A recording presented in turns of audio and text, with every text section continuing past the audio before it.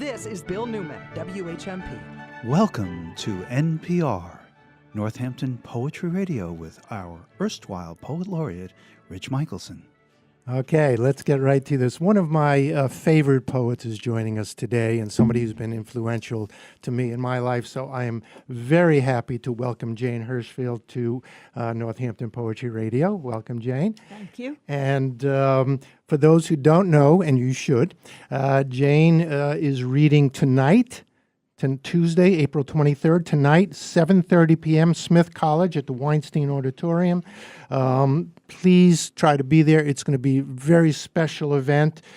Jane's 8 books of poems include most recently The Beauty, which was longlisted for the National Book Award. She has fellowships from the Guggenheim Foundation, the National Endowment for the Arts, the Academy of American Poets for Distinguished Achievement. She's basically a rock star of poetry. So we're going to forget all that other things and just get right into here. Also a wonderful critic, 2 collections of essays, 10 Windows and 9 Gates. Let's start out by talking maybe math and science. How's that? That sounds Can we great. do that? So you organized a symposium, Poets for Science, and you were a visiting artist at the neuroscience department at the University of California. Yes, I was. And now something with math as well. You would just Well, tell me. So generally, I'm an interdisciplinary-minded person and have been from the beginning, which is pretty interesting given the fact that I didn't much like math or even the sciences so much as a child. But when I began writing, the vocabulary of accuracy, precision, different ways of seeing the world, it simply was part of what began coming into my mind. And especially in these days when all of a sudden fact and science are being questioned, something in my heart started to race to their defense. But I think what you were asking me about was that I had told Rich on the way over, I've just been elected to the American Academy of Arts and Sciences. Congratulations. That's very nice. Yeah, it was started by the founders, a lot of the signers of the Declaration. And interestingly enough, as a poet, it has many, many extraordinary people in it, but the one I can't believe I'm on any roster with is its honorary British member, Darwin. All right. So and so, I mean, one of the things that I love about your poetry is it's political, but it's not. We have a lot of political poets on this show, where we just had Jericho Brown on, and we were talking, Bill, as you remember, about him writing to specific incidents of black children being killed. And your work is very political, but it's political in a more general sense of protecting the earth, protecting the world, in a different way. I don't want to say a deeper way, but something that we can all relate to, I think. One of the poems of yours that has gotten a lot of traction, I think originally came out in the Washington Post. Let's, being as this is Earth, is it Earth Day? Yesterday was Earth Day. Every day is Earth Day. Every day is an Earth Day. Let's read a poem for the folks so they get a sense of your voice. Sure. So the title of the poem, just so that people are on the right page with it, is On the Fifth Day.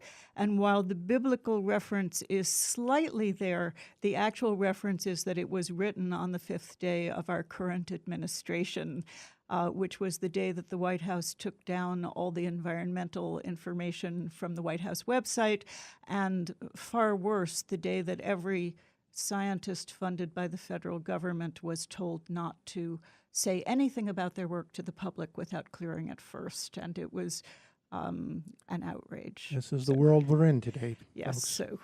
so on the 5th day, the scientists who studied the rivers were forbidden to speak or to study the rivers. The scientists who studied the air were told not to speak of the air. And the ones who worked for the farmers were silenced, and the ones who worked for the bees. Someone from deep in the Badlands began posting facts. The facts were told not to speak and were taken away. The facts surprised to be taken were silent. Now it was only the rivers that spoke of the rivers, and only the wind that spoke of its bees, while the unpausing factual buds of the fruit trees continued to move toward their fruit. The silence spoke loudly of silence, and the rivers kept speaking of rivers, of boulders and air. In gravity, tongueless and silent, the untested rivers kept speaking. Bus drivers, shelf stockers, code writers, machinists, accountants, lab techs, cellists kept speaking. They spoke the fifth day of silence. I read that poem at the first March for Science in April 2017, and it was in D.C., and it was an experience no poet, as I'm sure you realize as a fellow poet, ever expects to have. I was reading to something like 40 or 50,000 people on the Washington Mall with the monument behind me and the White House dead ahead in the distance within my line of vision. And the strange thing was, when I started to talk about the beekeepers, they cheered. There was a crowd of bee people up front, and they cheered. And when I mentioned the Badlands, some crowd way deep in the crowd began to cheer, and it was quite distracting. Well, and that was a good crowd. I think that was the biggest crowd we've had on the mall. But it was the biggest crowd I will ever have in my life. You are listening to Jane Hirshfield, who is reading tonight, Tuesday, April 23rd at 7:30 p.m. at Weinstein Auditorium at Smith College. Her newest book, well, it's been out a while. She has a new book coming out next March, which we're looking forward to. But her last book, The Beauty, and you'll be reading poems from The Beauty and new poems tonight? And older poems, The Beauty's poems, and new poems, all. Thank you. This is NPR, Northampton Poetry Radio. We'll be right back. This is Bill Newman, WHMP. We continue Northampton Poetry Radio with Rich Michelson and our very special guest, Jane Hirshfield. And Jane, again, is reading this evening, April 23rd at 7:30 p.m. at Weinstein Auditorium. And that was a wonderful poem. I'm going to try to find some time to maybe sneak in one more short one. You were in the first class of Princeton to graduate women. Yes, I was. And from there, you went to a monastery, or Yes. how does that work out? I'm interested in your work as not to pigeonhole it, but as a spiritual practice.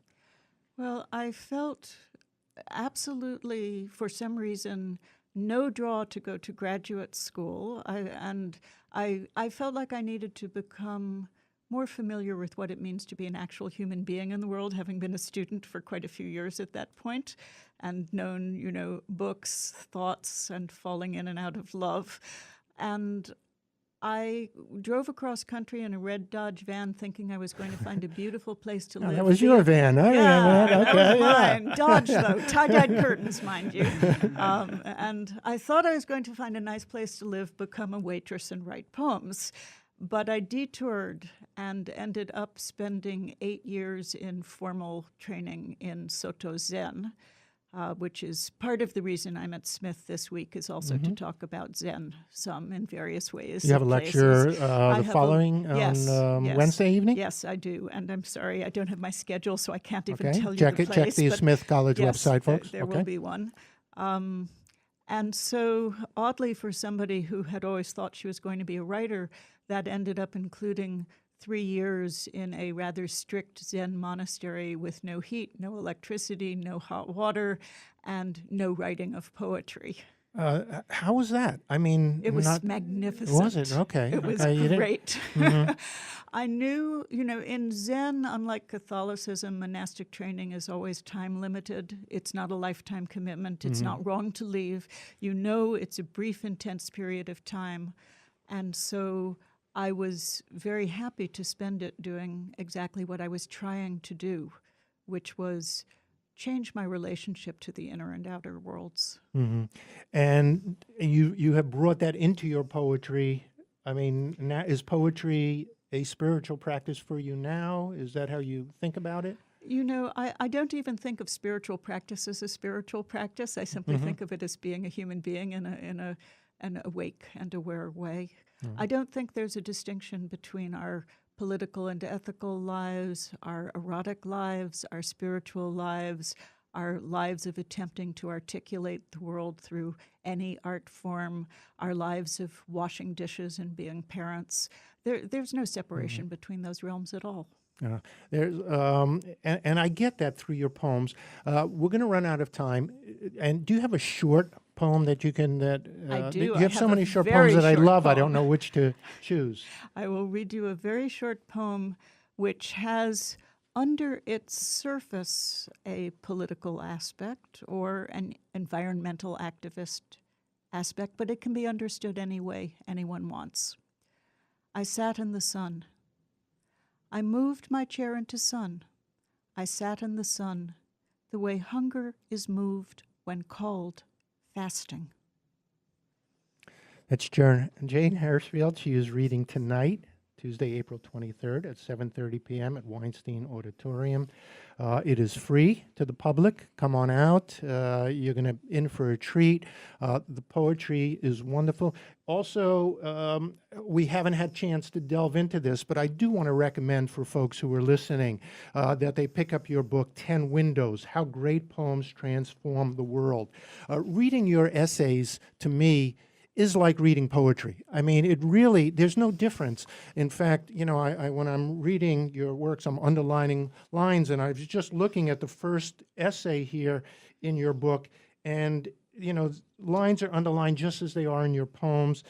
You know, it's a revelation about how to read poetry, what poetry does for the world, how it transforms the world, and I want to recommend that as well as your earlier book of essays, Nine Gates. Thank you very much. And Well, we have a minute, and before we go, we should congratulate Rich Michelson on your award. So, Monty, either you embarrass Rich and I'll sing his embarrass him so that praises, he doesn't or have to do it. Rich is one of the winners of the Samuel Minot Jones Award from the Jones Library, known as the Sammies. The gala is this Thursday at Amherst College at Converse Hall, and he's in very good company there, winning it with the Eric Carle Museum, and both of them featured on my show on WRSI this morning. oh, great! So I have to listen to that. You see how embarrassed I am? Yes. I held up. What you don't see is the big sign I held up that said, "Hey, remember to mention the Sammies." But the thing is, if you buy tickets to the gala, it all goes to stock the shelves with all sorts of different media at the Jones Library. So it's a wonderful night honoring wonderful people.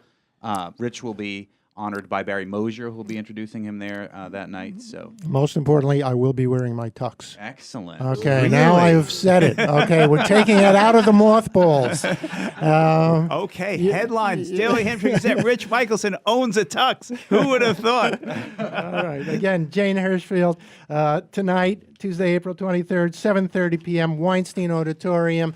Be there, Jane. It's absolutely wonderful to have you on your show. More wonderful is to have you with us all the time through your poems and your essays. You're a gift to the world. Thank you. Thank you.